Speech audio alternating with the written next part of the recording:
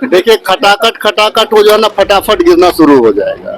ठीक है, वो इसीलिए कि कल अनुपूरक बजट पेश हुआ है। कल हम लोगों ने पैसा, नई सरकार में हम लोगों ने पैसा उस पे मैया सम्मान पे डाला है। आदरणीय माननीय सदस्य हेमलाल मुर्मू जी ने अभद्र टिप्पणी की और 12 महिला सदस्य चुनकर आई है, कई नए सदस्य चुनकर आए हैं। इस तरह का एक अभिभावक को बोलना अशोभनीय है।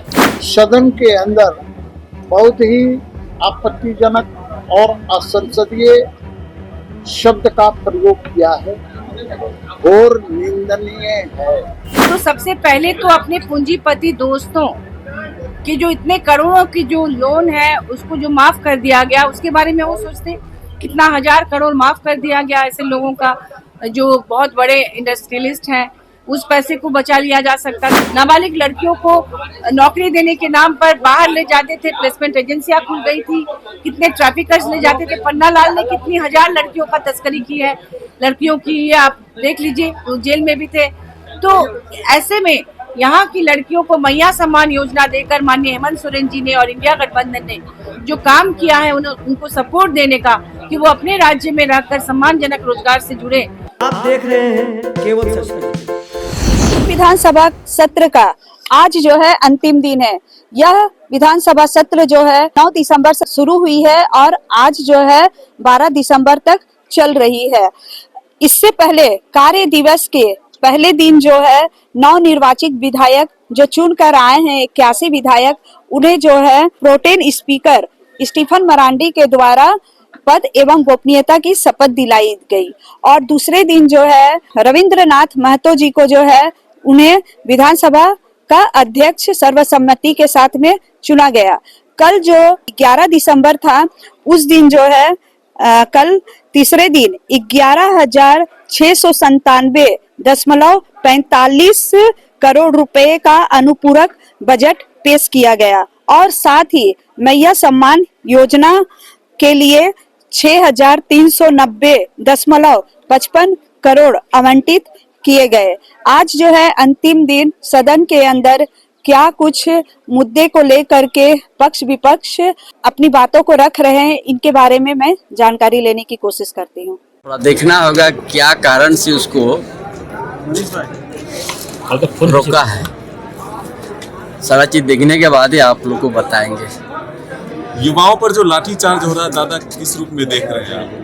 नौकरी के बदले लाठी क्या है?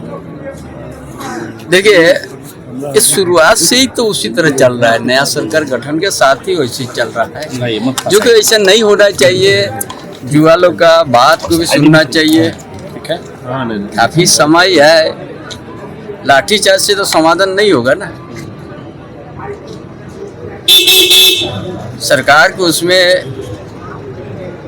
समझना चाहिए, विचार करना चाहिए। मैया सम्मान की राशि नहीं आई, डेडलाइन था 11 तारीख का तारीख हुआ था। ये जो 11,000 करोड़ कुछ है ना, मैया योजना ही तो 60-70% तो आ रही है। आपका ऊर्जा विभाग है तो 9,000 करोड़ से ज्यादा ले लिया। बाकी कौन विभाग में कितना काम होगा आप लोग अंदाज कीजिए, है ना। आपका आप मुक्त डेली तो छप्पा पड़ रहा है, एक कहेंगे ये काम होगा, उसी में अंदाज कीजिएगा। फ्री के जगह अभी तो डेली बालू गाड़ी को पकड़ रहा है। लोगों को क्या सरकार तो मतलब चोरी से ही बालू मिलेगा? गोइलकेरा में 22 लोग के खिलाफ, PLFI के खिलाफ पूरे गांव 30,000 लोग गांव तो लोग उतर चुके हैं। देखिए, गोइलकेरा एरिया, मनोहरपुर एरिया जो पश्चिम सिंहभूम में अभी अलग विवाद पैदा हुआ है, वहाँ पर ग्रामीण लोग जग चुका है, जो कि सरकार उस कदम को उठाना चाहिए। ग्रामीणों को आगे नहीं बढ़ना चाहिए। ठीक है, ग्रामीण सजग रही, अच्छा बात है, लेकिन बढ़ चढ़ के सरकार को कदम उठाना चाहिए, उस तरह का नियंत्रण करना। राज्यपाल उसको पढ़ के सुनाया है, लेकिन अब वह राज के नाम पर जनादेश तो मिला है, हम पहले सोचते थे शायद CNT SP टेक सख्ती से लागू होगा, ऐसा तो नहीं आया। ऊपर से गैर मजरे जमीन, कासमाल जमीन को फ्री सबको बंदोबस्ती दे रहा है, जो कि झारखंड के आदिवासी मूलवासी का हित के खिलाफ है। चलिए।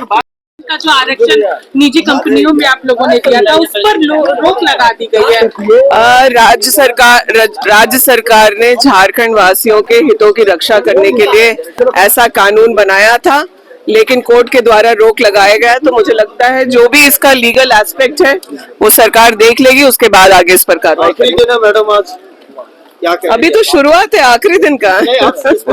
विधानसभा पहुंच चुके हैं मंत्री इरफान अंसारी जी, जो कि स्वास्थ्य मंत्री बने हुए हैं। हमारी सरकार, हमारे माननीय मुख्यमंत्री जी ने, उनका सपना था कि साड़ी धोती लुंगी हम लोग बांटे सोना सोवरेन योजना के तहत, लेकिन जो क्वालिटी आप देखिएगा वो अच्छा नहीं है। तो मैंने कहा कि इसकी जांच होनी चाहिए, और जो 5 केजी अनाज मिलता था गरीबों को, अब हमने 7 केजी कर दिया है। 2G के तहत जो नापतोल होता था, अब 5G और गांव में हम देने जा रहे हैं। धान क्रय 15 तारीख से एकदम एवरी क्विंटल हम देंगे 2400 रुपया करके। तो थोड़ा समय दीजिए, मैं अच्छा करके दिखाऊंगा, यकीन मानिए राज्य का नाम एकदम रोशन होगा।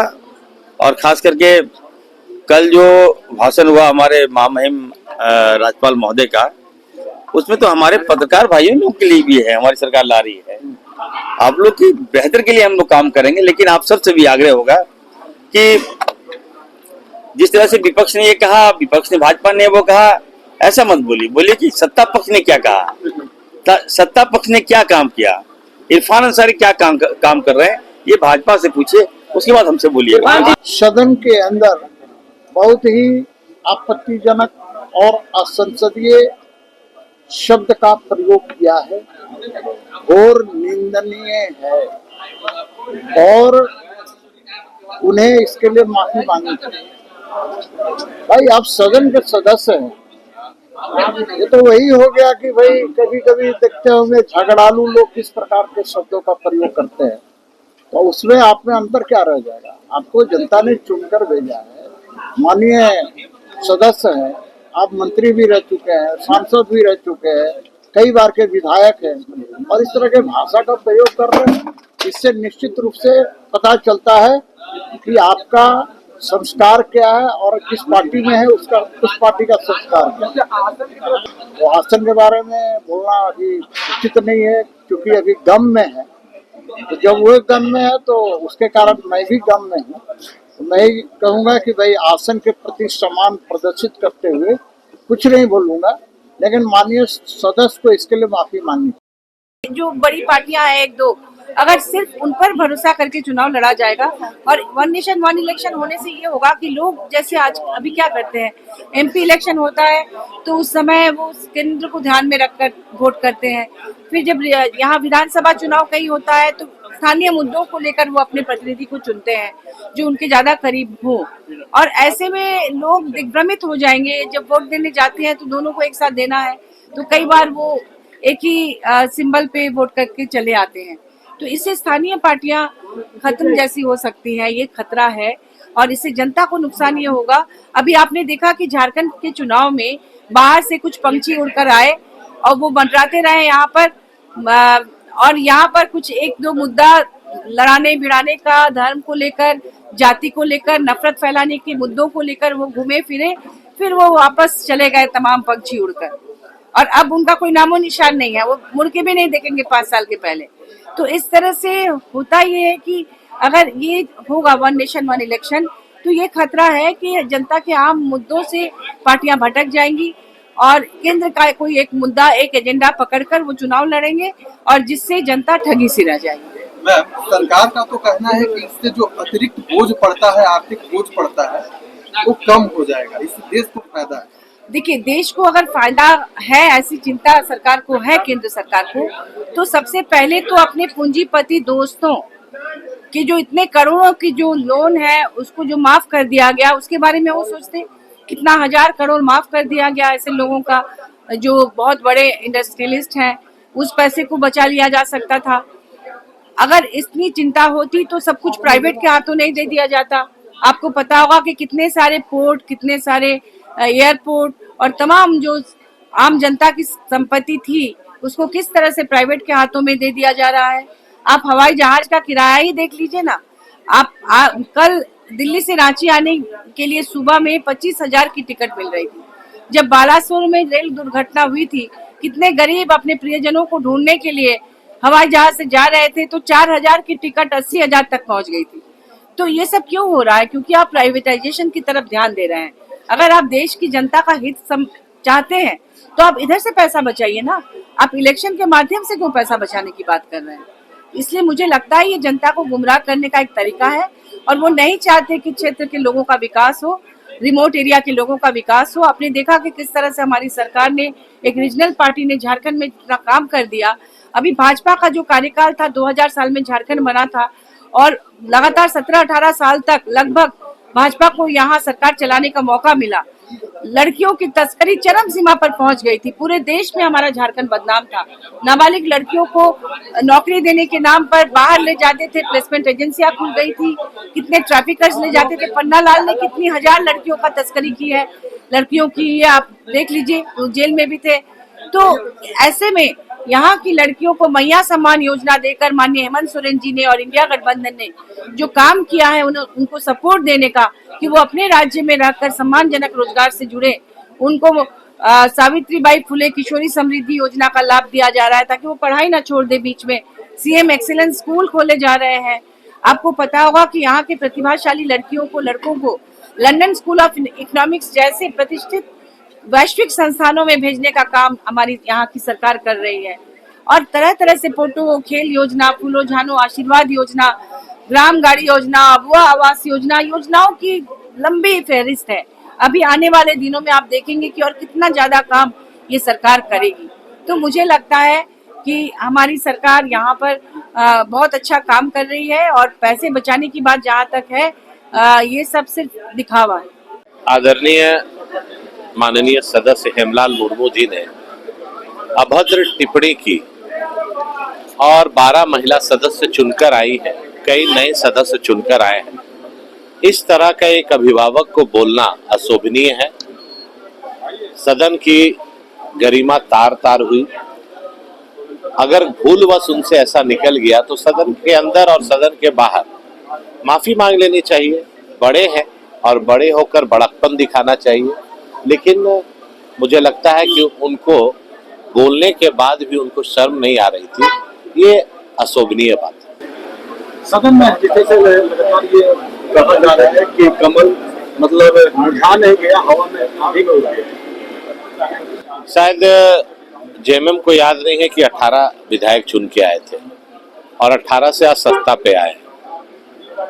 गुरूर ज्यादा और घमंड ज्यादा दिन नहीं चलता है।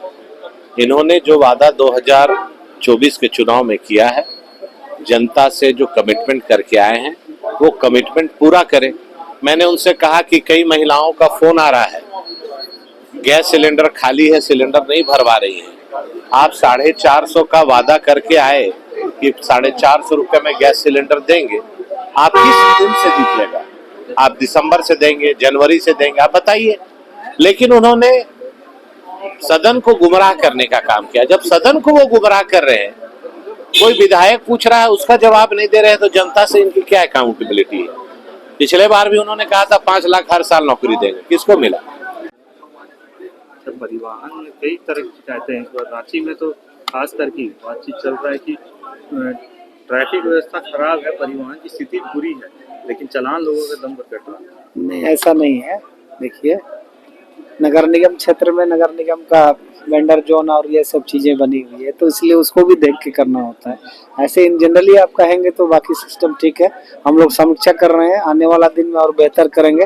किसी से गलती होगा, कानून तोड़ेंगे तो उस पर फाइन। दीपक जी, 75% स्थानीयों को रोजगार को लेकर आपकी सरकार ने योजना लाई थी, उसको हाईकोर्ट ने रद्द कर दिया है। उसको देखेंगे हम लोग उसको किस आधार पर, लेकिन वो अब तक देखिए, खटाखट हो जाना, फटाफट गिरना शुरू हो जाएगा। ठीक है, वो इसीलिए कि कल तो कल अनुपूरक बजट पेश हुआ है। कल हम लोगों ने पैसा, नई सरकार में हम लोगों ने पैसा उस पे मैया सम्मान पे डाला है। हमारी सरकार कर रही है, इससे बड़ा पंचायत तो कहीं है नहीं। हमने पंचायत में, भरी पंचायत में हमने कहा है, महामहिम राज्यपाल ने अनाउंस किया है, फिर बचता क्या है? देखिए, हम विश्वास के बुनियाद पे टिके हुए हैं। सदन के अंदर बहुत सारी बातें बोली जाती है जो पूरी नहीं होती है। नहीं, वैसी नहीं है। आप मान लीजिए कि बेबुनियाद बात अगर विपक्ष अगर आरोप लगाए, बेबुनियाद बातों को करे, वॉकआउट करने के लिए वो करे, तो उनको नहीं सुना जाएगा। लेकिन जो सवाल महामहिम राज्यपाल का हो, जो सवाल माननीय मुख्यमंत्री जी का हो, जो सवाल का जवाब माननीय मंत्रियों का हो, विधायकों के द्वारा जो सदन में जो सवाल उठाए जाते हैं, हमारी सरकार संवेदनशील सरकार है, हम उस पर निश्चित तौर से हम करेंगे। 3rd और 4th ग्रेड की नौकरियों में आ जाती है। देखिए, हाईकोर्ट सरकार थोड़ी चलाती है, सरकार चलाती है, चुनी हुई सरकार चलाती है। नियम कायदे कौन बनाती है? हम जो नियम कायदे बनाते हैं, हाईकोर्ट तो उसी को न चलाती है। नियम कायदे जुडिशियरी थोड़ी नियम कायदे बनाती है, जुडिशियरी उसको मॉनिटरिंग कर सकती है।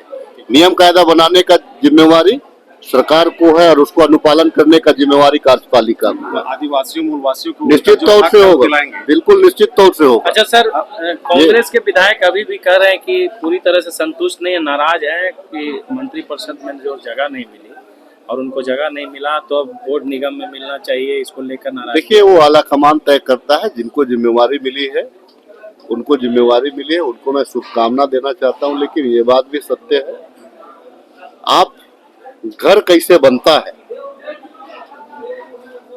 आपको इसको जानिएगा तभी घर बढ़िया बना पाइएगा। संगठन भी वही चीज है।